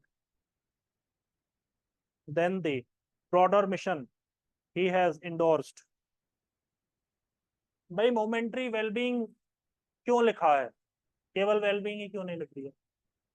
भाई आप नौकरी कर रहे हैं और आपने ये देखा कि आपके ऑर्गेनाइजेशन में भ्रष्टाचार हो रहा है, और अगर आप प्रॉपर चैनल के थ्रू अपनी बात ऊपर तक पहुंचा दें तो आपको मालूम है कि एक्शन हो जाएगा और ये सब रुक जाएगा। मगर जो लोग ये गलत काम कर रहे हैं वो इन्फ्लुएंशियल है, वो आपको नुकसान पहुंचा सकते हैं। तब आप ये सोचे ना कि मुझे चोट लगेगी, मैं मारा जाऊंगा, चलने दो यार, क्या चल रहा है, मुझे क्या करना, मैं आज हूँ कल ट्रांसफर हो जाएगा। एक विचार ये है, और दूसरा विचार ये है कि नहीं, मैं अपनी आंखों से भ्रष्टाचार होते नहीं देख सकता। दोनों विचार हैं। तो आपने अपनी मोमेंट्री वेलबींग को छोड़ करके आपने लिखत पढ़त कर दी, ऊपर तक बात पहुंचा दी, उसमें कभी आपका नाम खुल भी गया मगर आप डरे नहीं। ठीक है, यूजुअली नाम खुलता नहीं है, पता नहीं चलता है। इसमें एग्जांपल आप लिख लो, whistleblowers. Whistleblowers whistleblower वो लोग होते हैं जो पहली बार पर्दाफाश करते हैं किसी चीज का, जो शिकायत करते हैं, सीटी बजा के बताते हैं सबको, देखो देखो यहाँ पे गड्ढा है। ठीक है, वो होता है विसल ब्लोअर। विसल ब्लोअर का काम ही है, जैसे अपने यहाँ एक फॉरेस्ट सर्विस में यहीं पे उत्तराखंड कैडर में ही है संजीव चतुर्वेदी। वो जब एम्स में तैनात थे ना नई दिल्ली में, तो उन्होंने काम इन सब का बता दिया था कि एम्स में गड़बड़ी चल रही है। वो चीफ विजिलेंस ऑफिसर थे, पीएमओ तक खबर गई थी। फिर उनको उत्तराखंड भेजा गया, उन्होंने यहाँ पे बहुत सौ का नाम खोल दिया, जो जो उल्टा सीधा चल रहा है। तो सरकार उनसे घबराती है, सरकार उनसे कहती है कि भाई अपना तुम मुंह बंद रखो यार, तुम तो सबको बता दोगे। और वो प्रॉपर चैनल के थ्रू बताते हैं। तो जब तक पता चलता है, बाद में मालूम चलता है कि अरे ये इसने बताया था, और तब तक तो सबको मालूम हो चुका होता है। तो जो विसल ब्लोअर्स होते हैं वो बढ़िया होते हैं। देखो, ऐसा है, जो इंसान एथिकल है, मतलब क्या है कि वो समाज के स्टैंडर्ड्स के अकॉर्डिंग चल रहा है। इसका मतलब जरूरी ये नहीं कि वो रिस्पेक्टफुल ही है या उसकी हरकतें इस लायक हैं कि उसकी रिस्पेक्ट की जाए। देखो, समाज में तो एक ये भी व्यवस्था है कि शादीशुदा लड़का जो है वो बैठ करके खाएगा नहीं, कमा के लाएगा। भले ही बीवी घर पे बैठी रहे तो कोई सवाल नहीं खड़ा करता, और शादीशुदा लड़का घर पर बैठा है तो सबको एकदम आग लग जाती है, बहुत ही मुश्किल हो जाती है। होती है कि नहीं होती है? अब अगर वो लड़का बैठ करके तैयारी कर रहा है या कुछ कर रहा है, पत्नी कमा करके ला रही है, तो उसमें उतना किसी को प्रॉब्लम नहीं होनी चाहिए, unless and until they are happy. भाई आप तो उनका घर चला नहीं रहे हो, और वो अपने उज्जवल भविष्य के लिए मेहनत कर रहे हैं, और दोनों की रजामंदी है, करने दो। मगर नहीं, लड़का क्या करेगा, वो वही 28-30 हजार की 35 हजार की नौकरी करेगा, उसमें खुश है वो, अपनी बीवी को अपने कंट्रोल में रखेगा। फिर तो बिल्कुल समाज के अकॉर्डिंग चल रहे हैं, एथिकल स्टैंडर्ड्स फॉलो हो रहे हैं, क्या वो सम्मान के लायक हैं? सोचो ना, सीधी सी बात सोचो। कितने लोग ऐसे हैं जिनके भूखे मरने की नौबत आ रही है मगर वो अपनी पत्नी को अलाउ नहीं कर रहे काम करने के लिए। अगर कर दें तो उनकी माली हालत बहुत सुधर जाए, अगर वो अलाउ नहीं कर रहे हैं। क्योंकि अब फिर वही बात है, मेरी बात बुरी लग सकती है, उन्हें डर होगा कि जो हरकत है वो खुद कर रहे हैं वो कहीं उनकी पत्नी भी ना करे। ऐसा हो सकता है, क्योंकि सबसे ज्यादा डरता या घबराता वो इंसान है जो खुद उल्टे कर्म कर रहा होता है। आप अपनी रास्ता सही पकड़ करके चलेंगे तो आपको मन आपका उतना घबराएगा नहीं। तुम खुद ही पंगा ले लोगे तो तुम घबराओगे सड़क पे चलने से पहले। तुम अपनी मेहनत से जिंदगी काटो, ईमानदारी से चलो, तो तुम सिर उठाकर चलोगे सड़क पर, कोई तुमसे कुछ नहीं कहने वाला। ठीक है, ये वाली बात ध्यान रखना। बहुत सी यार देखना, जो लोग बहुत लंबे चौड़े प्रकरण में फंसते हैं ना कभी कभी, तो पता चलता है कि उनके कहीं ना कहीं से कोई लिंक जरूर जुड़ा हुआ है। शुरुआत में बातें नहीं खुली, अभी जाकर के खुल रही हैं।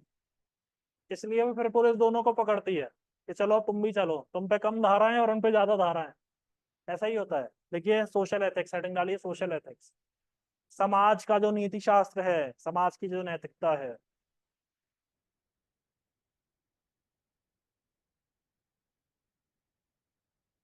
आप देखना, नॉर्थ इंडिया में लेडीज के लिए एक ओपन माइंडेड जो सोसाइटी है वो आपको पंजाब में ज्यादा मिलेगी। पंजाब में, यस, नॉर्थ इंडिया। हरियाणा में उससे कम मिलेगी, हिमाचल में मिलेगी, पहाड़ पे मिलेगी, उत्तराखंड में मिलेगी, यूपी में नहीं मिलेगी। क्यों? जहां पर मेहनत ज्यादा लग रही थी वहां पर आदमी ने अपनी पत्नी को भी बुलाया कि तुम भी हाथ बटाओ, ये वाली बात है। और एक बार पत्नी घर से बाहर आ गई फिर तो सब खत्म, अब तो क्या है। ठीक। यूपी में क्या था, यूपी में एग्रीकल्चर के अलावा और बहुत सी एक्टिविटीज होती हैं जिसमें आदमी ने अपनी औरत का कभी साथ चाहा नहीं, इसलिए औरत ने घर रखा या बच्चे पाले और आदमी ने बाहर निकल के पैसा कमाया। ये चीज है।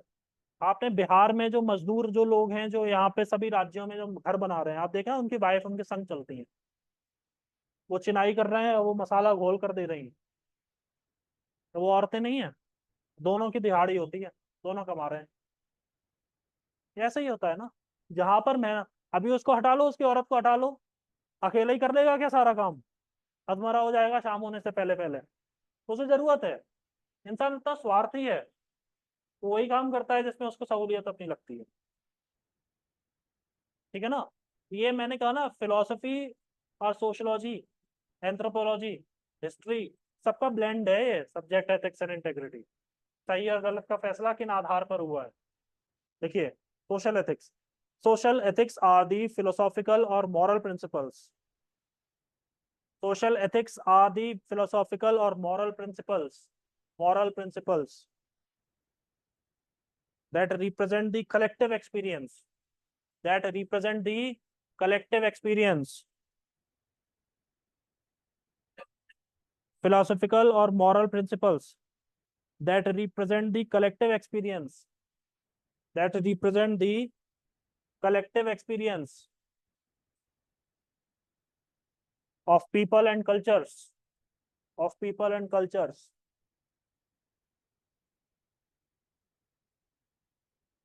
It's like a code of conduct. It's like a code of conduct that governs, that governs what is and is not, what is and is not acceptable in the society, what is and is not acceptable in the society. Social ethics. ठीक है।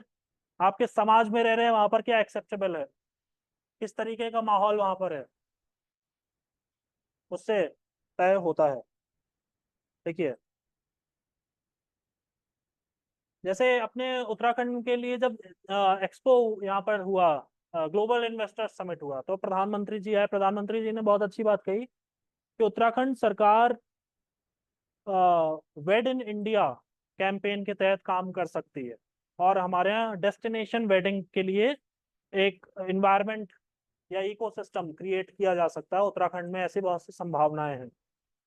अब बताओ, destination wedding कितने परिवारों में successful या उनकी पहली पसंद होती है?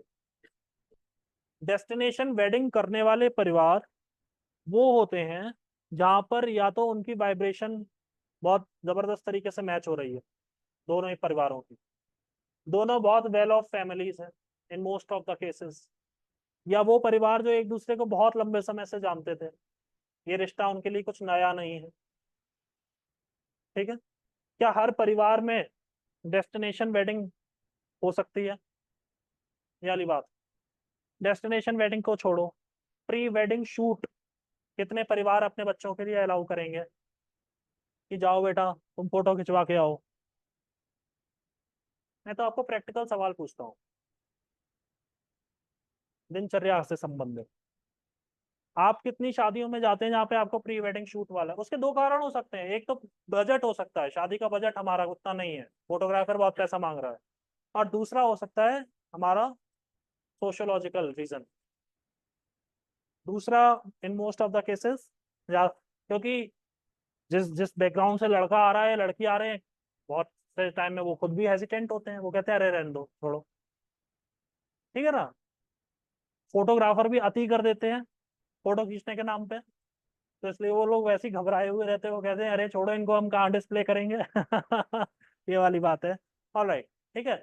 दूसरा बात ये है, शादी के बाद हनीमून डेस्टिनेशन में आप जगन्नाथपुरी जाना पसंद करेंगे, आप गोवा जाना पसंद करेंगे? कोस्ट तो दोनों जगह है, समुद्र है, समुद्र है भैया। मैं तो बोल रहा हूँ सोमनाथ चले जाओ, चलो मैं, चलो वेस्टर्न कोस्ट की बात कर लेता हूँ, तुम सोमनाथ जाना पसंद करोगे या गोवा जाना पसंद करोगे? अब बताओ। और और दूं तो तुम मुझे बताओ, तुम मेडगास्कर जाना पसंद करोगे या तुम लास वेगस जाना पसंद करोगे? मेडागास्कर जाना पसंद करेंगे। यहाँ पर आ जाती है, प्रेफरेंसेस आ जाती हैं। ठीक है ना? तो कुल मिलाकर के बहुत सारे ऐसे फैक्टर्स हैं जिससे वो जो भी जगह है या जो भी सोसाइटी है, तो वहां के कुछ कुछ उनका अपने एथिकल स्टैंडर्ड सेट हुए हैं, और वो वेरी करती हैं एक जगह से दूसरी जगह से। मैंने अभी बोल दिया ना, पुरी और गोवा, सोमनाथ और गोवा, देख लो आप, खुद सोच लो कहाँ जाना पसंद करोगे। तो दोनों में क्या अंतर है? दोनों में ही तो समुद्र है, मगर क्या समुद्र ही सब कुछ है? समुद्र ही सब कुछ है क्या? ये वाली बात है। देखिए, it is not to be noted, it is to be noted, sorry, it is to be noted that people perceive things differently. It is to be noted that people perceive things differently. People perceive things differently, comma, and various cultures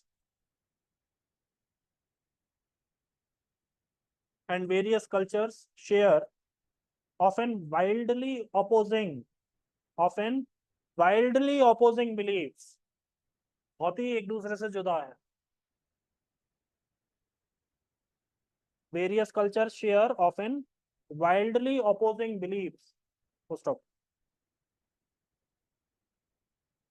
Therefore, social ethics has always been used. Therefore, social ethics has always been used in a relative context.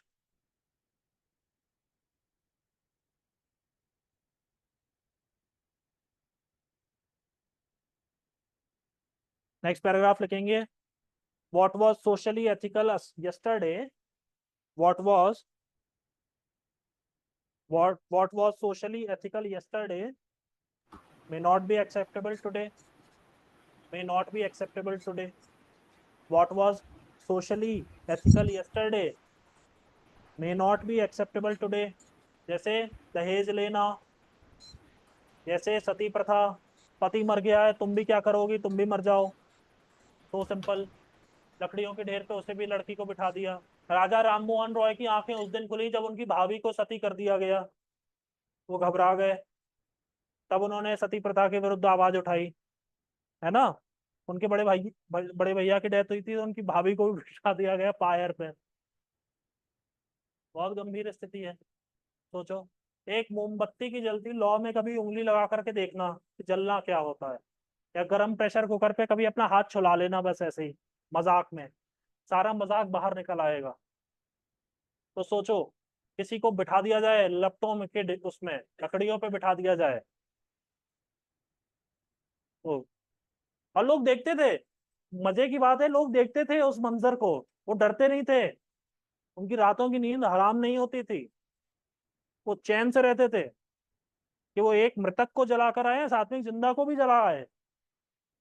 बहुत संतोष होता था उनको ऐसा करने से। एक picture आई थी door, door, कभी देखना।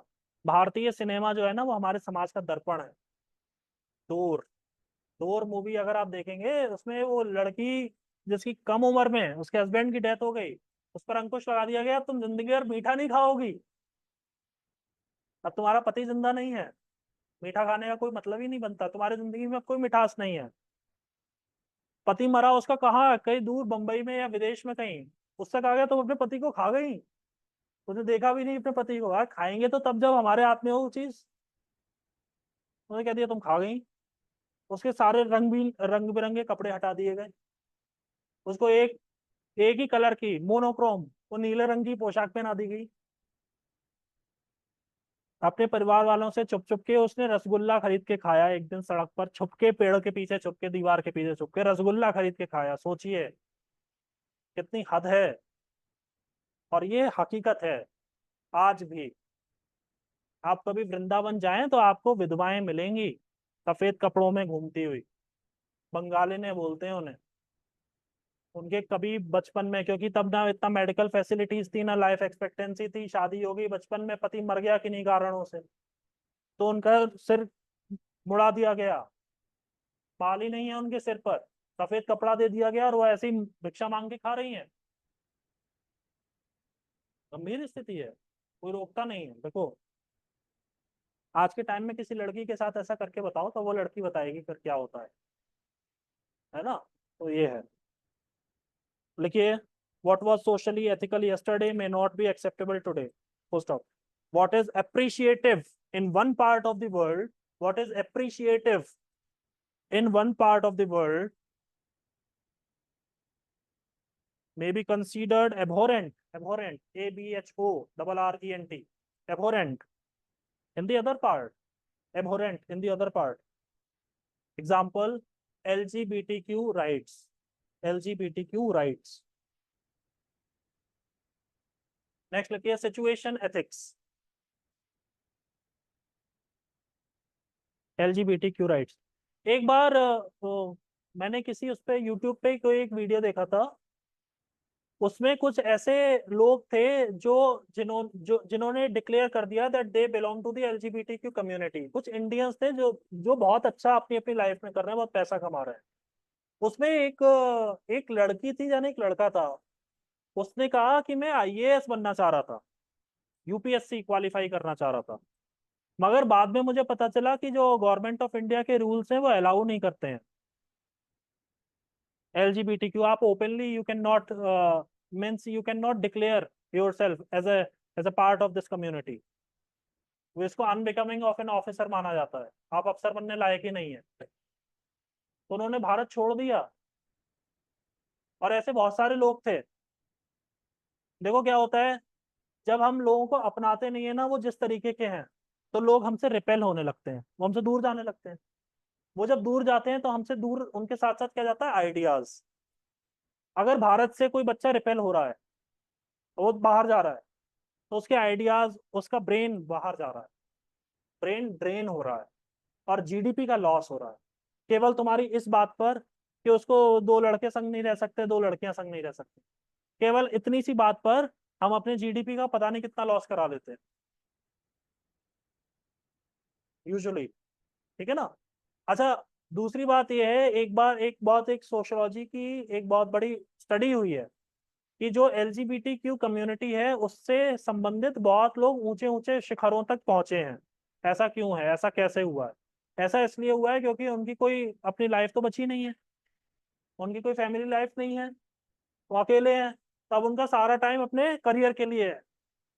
वो इतनी उन्नति कर जाते हैं, इतना पैसा बनाते हैं कि लोग चाहते हैं उनके जैसा बनना, मगर फिर एक पॉइंट पर आकर के सारी बात बिगड़ जाती है, और भारत सरकार उसको अलाउ नहीं कर रही है।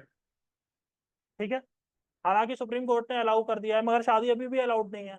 शादी अलाउड नहीं है तो मतलब सोशल रिकॉग्निशन अलाउड नहीं। शादी तो बहुत बड़ी चीज होती है। एक 50 साल का आदमी है जिसने शादी नहीं की है, वो अविवाहित है, और एक 50 साल का इंसान है जिसका पूरा परिवार है। दोनों के प्रति आपका जो नजरिया होगा वो थोड़ा अलग होगा। ऐसा होता है, आपको हो सकता है अभी लगता नहीं है, थोड़े टाइम में लगने लग जाएगा। लिखिए सिचुएशन एथिक्स, ये इसको करके फिर हम खत्म करेंगे। सिचुएशन एथिक्स, या एक टॉपिक और करना पड़ेगा। सिचुएशन एथिक्स लिखो। In situation ethics, right and wrong depend upon the situation, right and wrong depend upon the situation. अगर क्लास 10 मिनट और चल जाए तो लड़कियों प्रॉब्लम तो नहीं है, ऐसा तो नहीं है, कन्वेंस वगैरह का इशू तो नहीं है, नहीं जिसको जाना है वो जा सकता है, ऐसा कुछ उसका नहीं है। मैं थोड़ा सा 10-15 मिनट मुझे लग जाएगा क्योंकि ये खत्म कराना होगा। मुझे 30 क्लास बोली गई है, सोचो। मैं तो गणित ही लगाता रहूंगा, कैसे क्या कहाँ पे खत्म होगा। बढ़ेगा वो, थोड़े टाइम तो बढ़ेगा। देखो 35 क्लास तो लगती रहती है मिनिमम में। तुमको समझाऊं ना बस लिखवाता रहूं तो व्यर्थ है, सारी एक्सरसाइज बेकार है। इससे अच्छा मैं फोटोकॉपी करा के फर्रे बांट दूं कि लो बेटा पढ़ लेना, खुद ही पढ़ लेना। ऐसा नहीं हो सकता। असल में आप लोगों का इंटरनल सिक्योरिटी बच रहा है ना, और आपका इंटरनेशनल रिलेशन बच रहा है। वो तो दूसरे सारे इंटरनेशनल के लिए। एग्रीकल्चर मुझे कराना है, कभी कभी मैं सोचता हूँ मैं क्या क्या करूँ। मगर करना तो है ही। देखो, in situation ethics right and wrong depend upon the situation. झूठ बोलना पाप है। और झूठ बोलना पाप है, सही बात है। तुमने किसी झूठ बोला, कोई बच्चा पिट गया, तो पाप तो है ही। मगर तुमने झूठ बोला और तुम्हारे देश पर हमला होने से बच गया, तो अच्छी बात है, इसमें बुराई क्या है? हम तो ऐसे 1000 बार झूठ बोलेंगे। अगर मेरे देश के नागरिकों की जान बचती है तो मैं तो हमेशा झूठ, मैं तो पूरी जिंदगी अपनी झूठ में बिताने को तैयार हूँ। इससे बड़ी बात क्या हो सकती है? तो सिचुएशन है, और क्या बात है। ठीक है। मारना किसी को गलत है। अब आदमी आतंकवादी बन गया है तो उसको मारने में क्या बुराई है? तुम नहीं मारो तो मैं मार देगा। कोई अर्जुन वाली बात है कि हे कृष्ण, ये तो मेरे भाई खड़े हैं, उन्होंने भाई भाई कुछ नहीं है, तुम्हारा युद्ध चल रहा है इस समय, आंखें खोलो अपनी। तुम नहीं मारोगे तो तुम्हें मार देंगे। दुर्योधन तुम्हें इस लायक लग रहा है? छोड़ेगा? तुम्हारी पत्नी का चीरहरण कर दिया उसने, तो तुम्हें छोड़ेगा? क्या सोच रहे हो? मारो। तो सिचुएशन होती है जिस समय, जैसे, और यही दुर्योधन आपको मालूम है, जिस समय युद्ध चल रहा था उस समय में क्या हुआ कि कौरवों का एक दुश्मन थे गंधर्व। गंधर्वों को ये लगा कि इस समय तो कौरव अपने बहुत ही वीकेस्ट पॉइंट से गुजर रहे हैं, 100 भाई हैं, इनसे वैसे तो लड़ नहीं सकते, अभी लड़ लो। तो उन्होंने मौका देख करके युद्ध में कौरवों के ऊपर अटैक किया। ऐसे में युधिष्ठिर को जब पता चला तो युधिष्ठिर ने कहा कि कौरवों को संदेश भिजवा दो कि जैसे ही तुम्हारे ऊपर अटैक होता है हमें बता देना, हम आ जाएंगे अपनी सेना लेकर। तो कहा वो एक दूसरे से युद्ध कर रहे थे। उन्होंने कहा कि परस्पर ही विरोधे तु वयम पंचस्ते शतम परदीप परिभवे प्राप्ते वयम पंचाधिकम शतम। अगर आपस की कोई बात है तो तुम 100 हो और हम 5 हैं, मगर अगर कोई थर्ड पार्टी लड़ने की आएगी तो हम 105 हो जाएंगे, वयम पंचाधिकम शतम हो जाएंगे। है ना, 100 से 5 अधिक। ये संस्कृत में ऐसे ही काउंटिंग चलती है। 105 नहीं बोलते, उसमें बोलते 100 से 5 अधिक। ये पंचाधिकम शतम। ये तो बहुत बड़ी सीख है। सिचुएशन एथिक्स यही तो है, और क्या है। जैसी सिचुएशन बनेगी उस समय जो सही लगेगा वो करेंगे। परिवार की आपस की लड़ाई है, इसका मतलब ये नहीं कि वो मोहल्ले वाला कोई आकर के हमारे दो भाइयों को आपस में लड़वा दे। दो भाई लड़ रहे हैं, कोई बात नहीं है, उनका अपना विषय है, वो समझ लेंगे। अभी तुम तीसरे आए तो फिर तुमसे मिलकर निपटा जाएगा। ये होती है एथिक्स। देखिए, situation ethics. There are no universal moral rules. There are no universal moral rules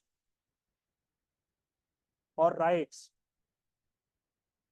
each case is unique. देखिए, each case is unique and deserves a unique solution and deserves a unique solution। इस बात को अपनी नौकरी में भी ध्यान रखना। तुम्हारे सामने दो केसेस सिमिलर आते हैं तो इसका मतलब ये नहीं है कि जो जैसा पहले हुआ था वैसे ही अब फिर होगा। वो लोग अलग थे, ये लोग अलग थे। कुछ केस सिमिलर हो सकते हैं, इसका मतलब ये नहीं है कि वो हूबहू होंगे। देखिए, it is to be noted that situation ethics is a part of consequentialism. It is to be noted that situation ethics is a part of consequentialism under normative ethics। Situation ethics is a part of consequentialism। Consequentialism। ये सी हटा देना, सी को। consequentialism। ठीक है। Under normative ethics and it forms the basis of Christian ethics। And it forms the basis of Christian ethics। Christian ethics and care ethics। Christian ethics and care ethics।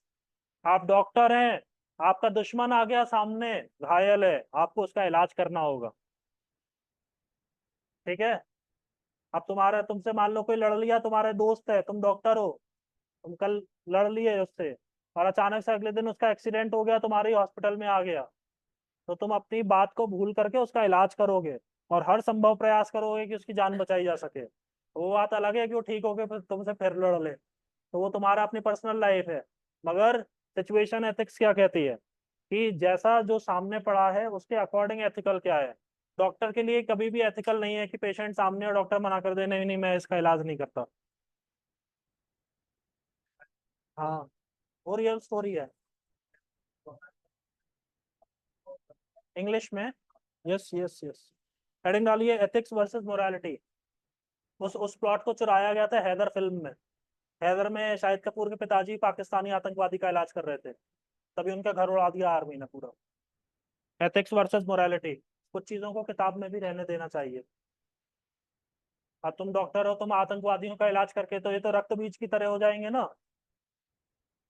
आतंकी मरा, doctor ने उसका इलाज करा दिया, फिर खड़ा हो गया सीधा, तो आर्मी तो सबसे पहले तुम्हें निपटाएगी।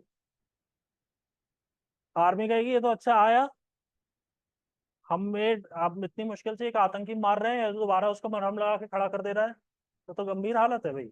एथिक्स वर्सेस मोरालिटी, नीति शास्त्र बनाम नैतिकता क्या होती है, लिखिए। फर्स्ट पॉइंट लिखेंगे, एथिक्स इज नॉट मोरालिटी। इस बात को अभी ध्यान में रख लो, ethics is not morality, stop. Morality is of individual nature,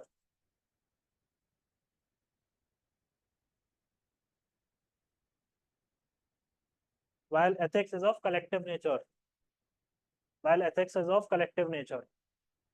Second point. Second point लिखिए, ethics refers to a set of principles. Ethics refers to a set of principles. Ethics refers to a set of principles. Stop. इसी में continue करेंगे next line. Morals are more like beliefs than principles. Morals are more like beliefs than principles. Principles, PL ही है, ठीक है, PLE, principles. Stop. Morals are guided by societal or religious standards. Morals are guided by societal or religious standards.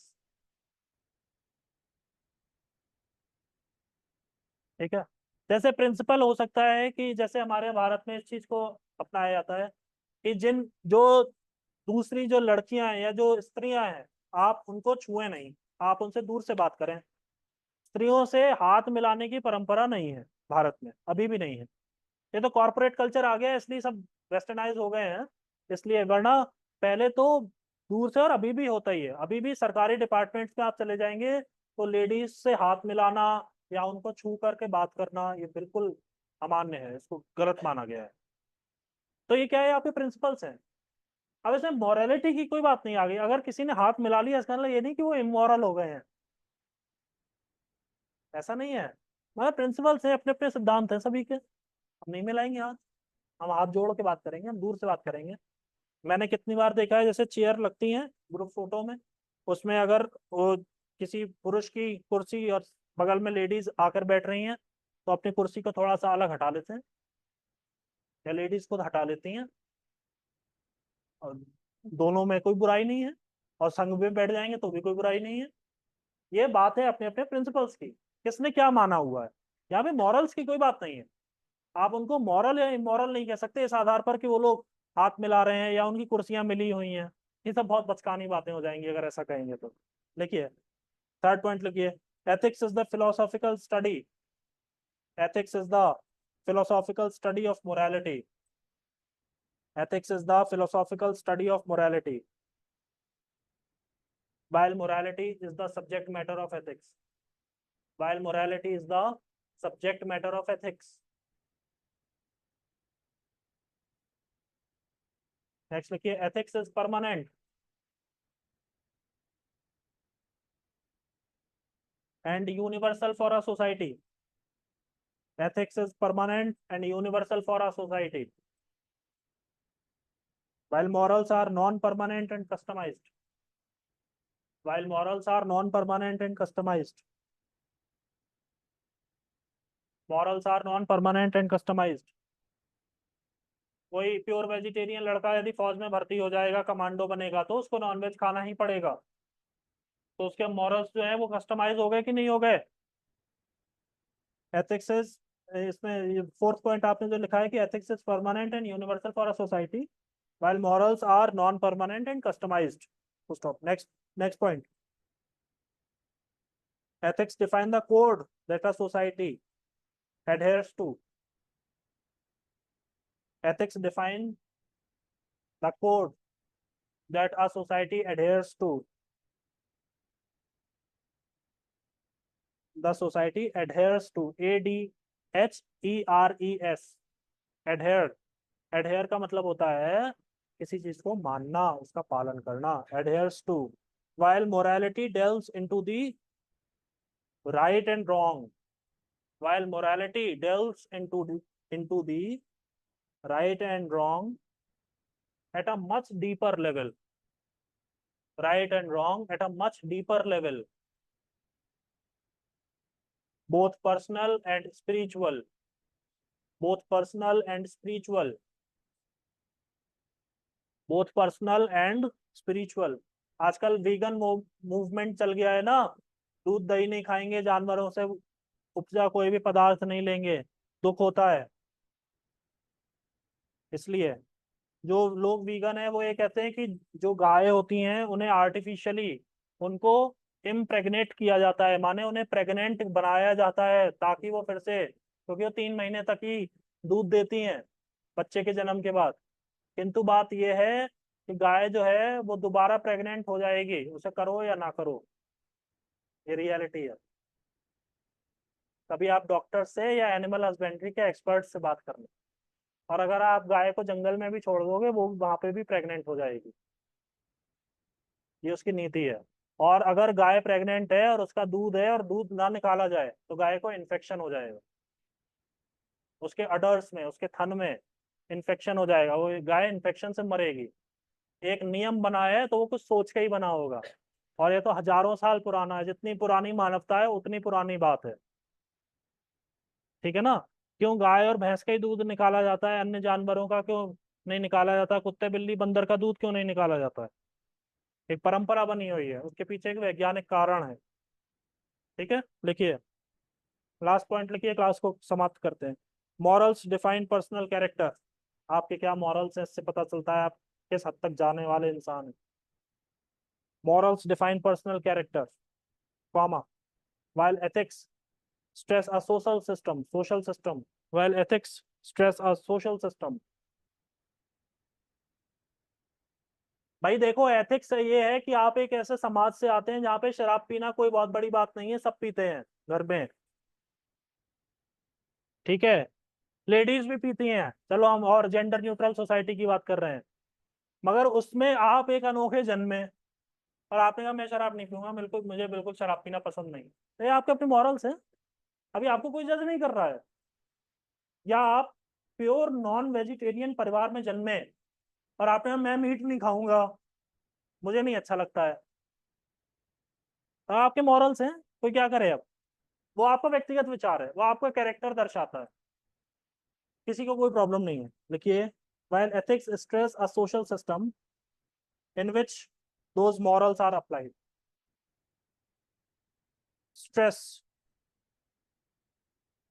Define पहले था ना, moral define personal character, comma, while ethics stress a social system in which those morals are applied. In which those morals are applied. In which those morals are applied. ठीक है. अब हमारी next heading रहेगी moral character, वो हम next class में करेंगे. धन्यवाद, थैंक यू.